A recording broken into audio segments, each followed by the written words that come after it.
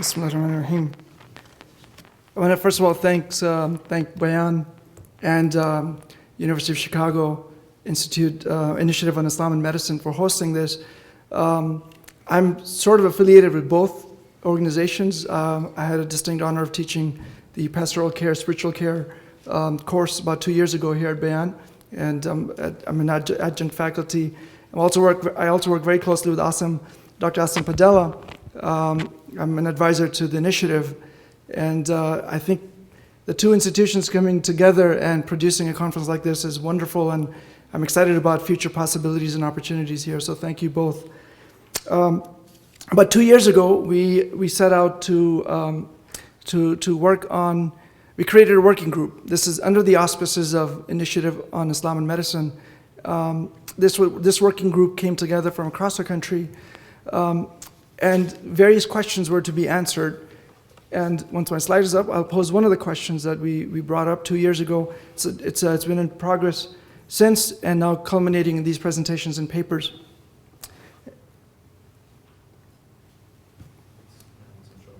Okay, no problem. I'll keep going then.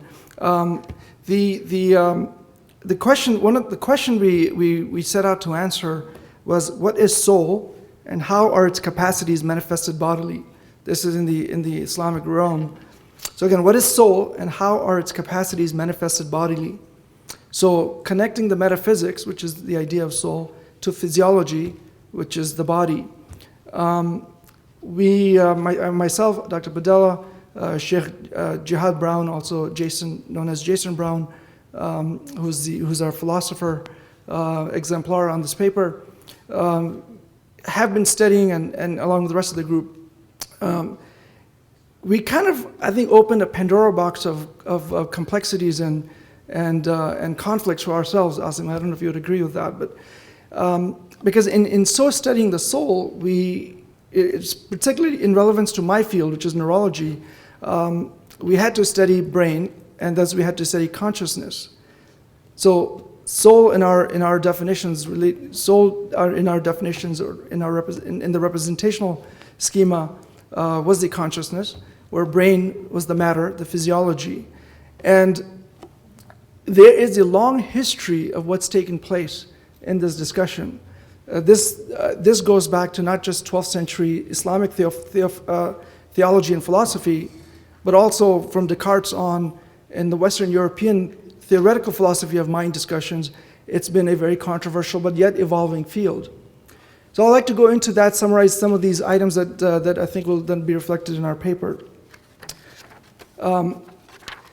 So I was passing by one of the corridors at my hospital. I'm at St. Jude's Hospital, one of the hospitals I work in, and one of the staff members there puts on a quote every week, and I didn't know this quote ever before, but I figured you can never start a scientific presentation or topic without quoting a fiction writer.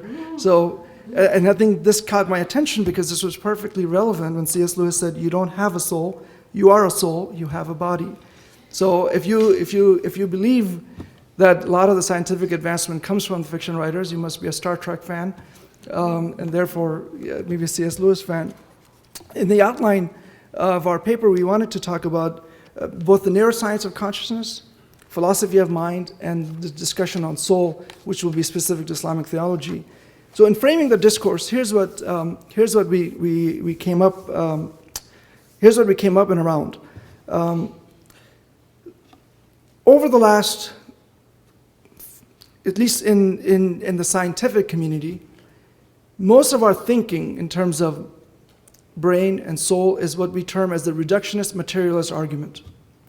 What that means is that all that you are is, all that the brain is matter. It's nothing but neural electrical impulses. So rabbis' whole dichotomy, a whole schemata of the path of soul, the pathway of soul that you presented, the scientific community would, in a large part, would really take an issue with that. Because to the scientific community, the soul is really it's nothing but matter. Matter, which is physical. This has been the mainstay of how, maybe we don't even realize there are many physicians and healthcare professionals in the field. This is how we are trained. And this reflects in our clinical work as well. The next slide. So in terms of how the theologians or theophilosophy folks understood this, and they had, essentially there was a counter narrative to this. And this is more recent and in the past. Sayyid Hossein Nasr, for example, said the profound reality of our consciousness cannot be eradicated by the accident of bodily death. What that really means is that consciousness, in this case, is referring to soul essentially. That just material death alone does not necessarily mean that you as a human you as a self or nafs is done. There's a continuity of soul. There's some continuity of you. In the Islamic realm, in the Islamic discussion, the most formative work in this field was done in 12th to 14th centuries. That tends to be in most fields. If you're an Islamic historian or Islamic law person, a lot of what we derive from is really from those formative years. The more in the terms of 14th to 16th century is generally thought that that was the era that some of that information from earlier generations were more canonized. More authenticated, more work was written, but was all based on earlier work. Then later, after the 16th century, we really see sort of less and less literature, especially on the issue of philosophy of mind, on discussion on the issues of soul. We see a decline in it, and my colleague Jihad Brown boldly claims in the last 100 years hardly any work has been done on it. But similarly, we see some similar pattern. We see that the discussion of philosophy of minds, beginning with Descartes, begins in the 17th century, picks up with some intensity at that time, continues for the next couple of hundred years, but also dies off in the Western discussions on philosophy of mind. Then in the last 30 years, at least in neuroscience, and scientists have picked this discussion up. So we're seeing the number of articles that are being published are a lot more. So the discussion is intensified, and we're placing our conversation right in the middle of that discussion vis-a-vis brain and the soul. I'll put a Quranic verse in terms of when we talk about soul. This is often the starting point. وَيَسْأَلُونَكَ عَنِ الرُّوحِ قُلِ الرُّوحُ مِنْ أَمْرِ رَبِّي وَمَا أُوتِيتُم مِنَ الْعِلْمِ إِلَّا قَلِيلًا. Meaning, and they ask you, O Muhammad, about the soul. Say, the soul is of the affair of my Lord, and mankind has not been given knowledge of except a little. And the term here uses a ruh. A ruh technically is also translated as spirit, something that's more of a spiritual realm. But Quran also uses the word nafs repeatedly. That's considered more an appropriate term for the definition of soul. And the rational soul that represents humans is called nafs al-natiqa for those that might be interested. The next slide really summarizes very nicely the distinction between mind over matter, or mind versus matter. This author says that thoughts, sensations, feelings, and intentions do not have mass, momentum, shape, spatial location, spatial extension, or temporal location, and they are neither particles nor waves. Meanwhile, material objects do possess some spatial temporal properties. Since conscious states lack the properties of material objects, it follows that consciousness is neither identical with nor reducible to matter.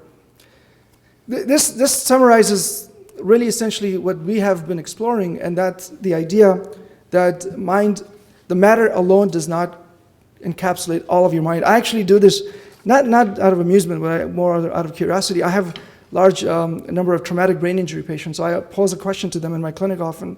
I ask them, because they have cognitive challenges, but those who can understand, I said, do you think all of your mind is in your brain?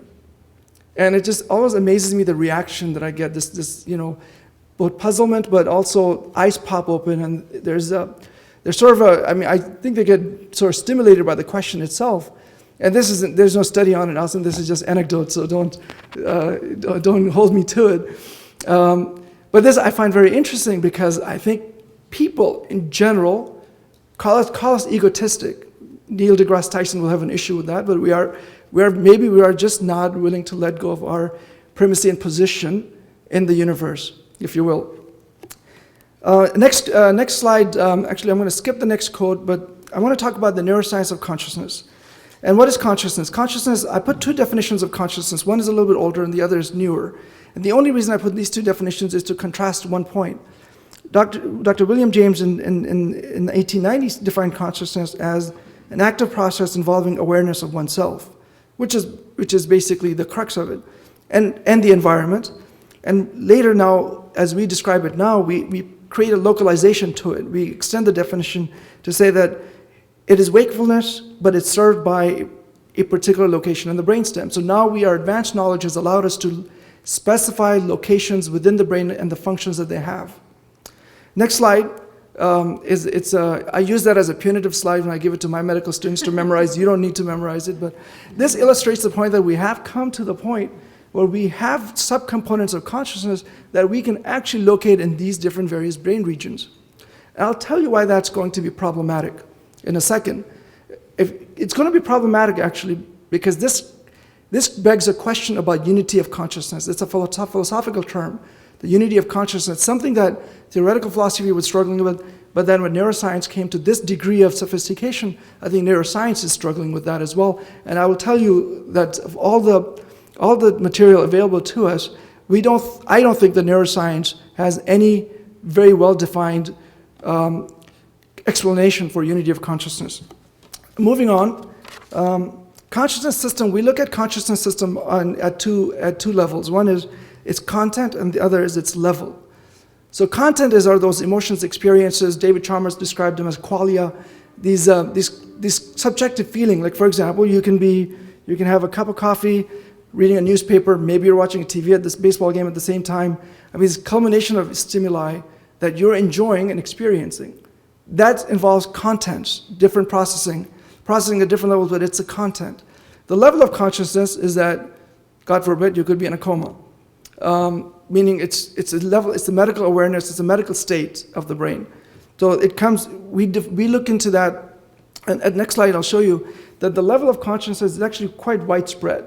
It's not, you can't just define it by one region. Each region has a role, but the full comprehensive conscious experience, we call it phenomenal consciousness, is very widespread. It has to have interconnectivity throughout all of the brain. That may be one way we will achieve the unity of conscious experience, although it is not fully defined in scientific, neuroscientific terms. Next few slides I just talk about as a demonstration and it's an illustration about what happens if one of the components of elements of consciousness is affected. If, for example, alertness, which is the key, if you're not alert, you can't do anything. It means you have really no disposition to anything in your environment. If there's no alertness, in the absence of complete alertness, a patient is undoubtedly in a comatose state. So alertness, in the next slide, alertness comes from a very specific area of the brainstem. We know a lot about it. In the initial slide, I even mentioned the neurotransmitters or chemicals that modulate this effect. But this particular area of the brain, if this is highly damaged, one could very well be in a comatose state. That modulates alertness. Another aspect of consciousness is awareness. This is also critical because if you are not aware, and awareness is very widely distributed in the brain, but if you're not aware, then you may be in a state called persistent vegetative state. You could have been a little bit alert, slightly alert, but if you're not aware or unable to interact with the environment, it's a state in neurology called a persistent vegetative state. So keep that definition in mind, and then the third aspect of it would be attention. If attention is lacking, if attention is lacking in a very, very significant way, one could be considered to be in the minimally conscious state. In the next slide, this is a schemata that identifies sort of the damage in different brain areas at each one of these states. Brain death is complete graying out of the top portion of the brain. It's complete brain failure.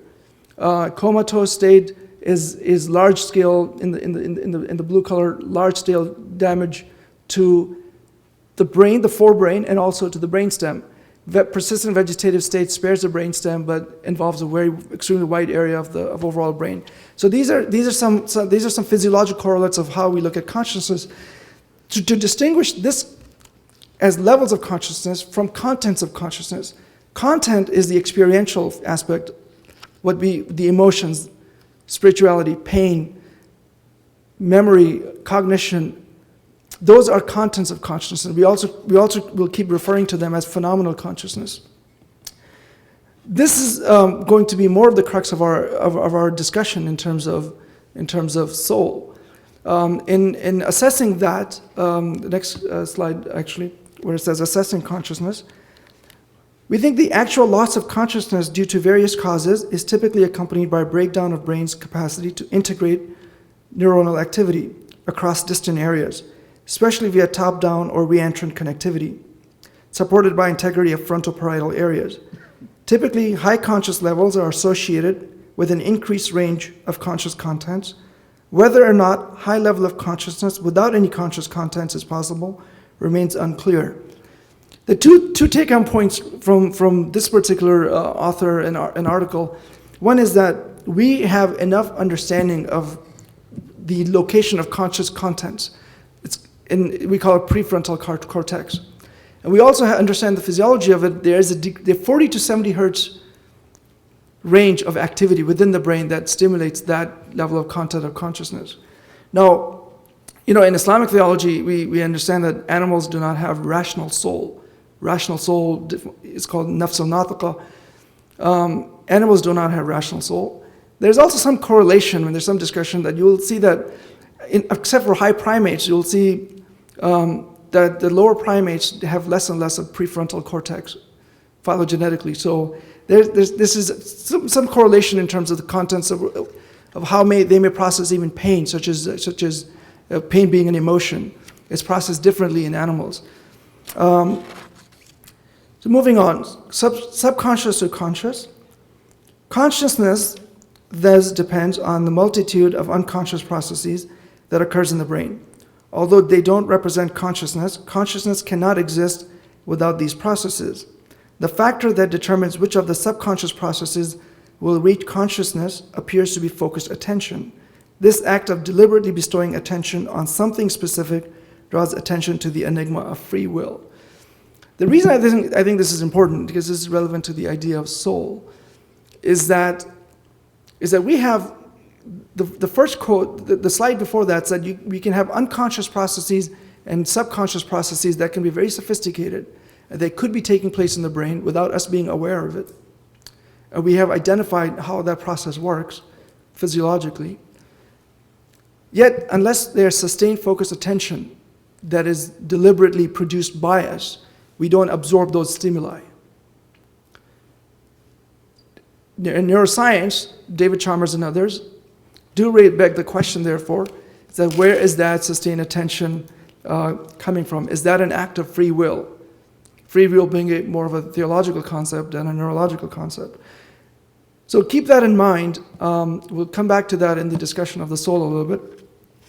And then next slide is just a schemata. If you guys ever have access to these slides, it's a good schemata of how consciousness is depressed at various levels, from coma to vegetative state to even anesthesia and sleep. That there's different varying levels of consciousness that vary depending on the state of the brain. That is very well correlated with the state of the brain. It's something that's very useful. But in terms of going back, because I'm going back between levels of consciousness and contents of consciousness, hoping to focus on the content of consciousness, which is phenomenal consciousness. In my next slide, I want to talk about cognition. Cognition is an important element of the content of consciousness. Cognition we understand in 5 of its main categories. In the next slide, those 5 categories are listed. It's language, memory, executive function, visual spatial function, and emotion. Language, for example, is the domain of the left brain. Visual spatial is the domain of the right brain. Executive function is the domain of the frontal lobes, and memory is the domain, it's widely spread, but temporal lobes. Emotion is also widely spread. So what does it mean? Why is cognition important? Take the example of somebody who may have dementia. Take the example of somebody who has advanced dementia. If you have advanced dementia, you're possibly unable to process emotions, not like somebody who would be cognitively intact, of course. You may have pain as an emotion. Could you experience spirituality? We don't know. And advanced dementia patients can become nonverbal. They can become bedbound. I mean, they're terminal patients. Yet, there's nobody in this room that would deny that, it's a matter of faith that they do still have soul. So for the materialist and reductionist argument, to say, well, there is no such thing as soul, it's all brain, and when the brain is highly damaged as such, it creates a particular problem which we call a binding problem. We'll go into that in a little bit. In assessing cognition, in the next slide, there's increasing evidence that in healthy awake humans, many, if not all, cognitive functions that involve frontal parietal areas, because the frontal parietal areas are the key areas for contents of consciousness, can also operate in the absence of reportable conscious perception of the relevant stimuli, even if performance is usually much diminished, as in this dementia patients.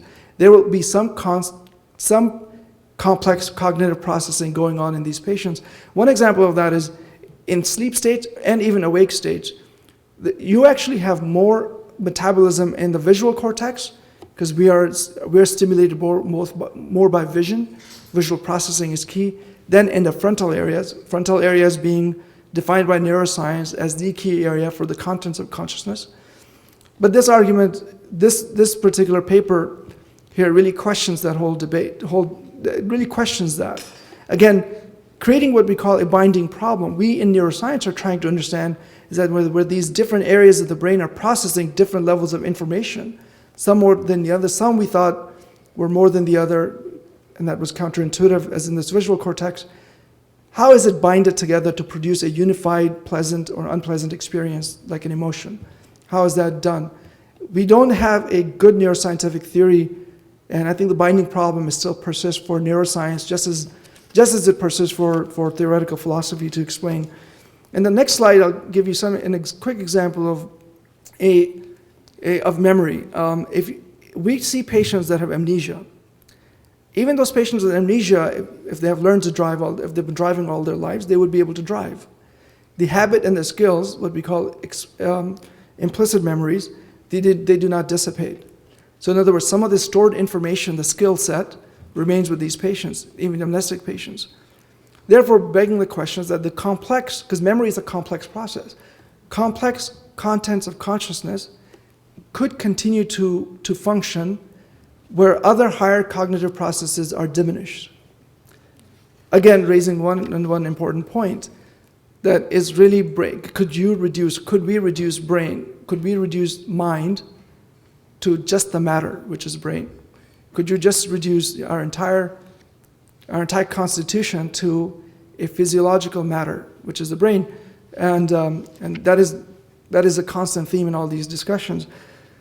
Spirituality, and in the next slide, spirituality is another function which is a very complex concept, a complex emotion. It's a high level, high caliber content of consciousness. I'll skip the next slide on spirituality. I'll go to the following one that says volition. Volition are acts of will.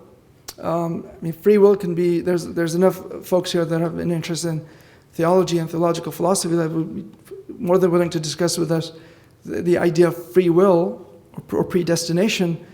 But what do neuroscience think of it?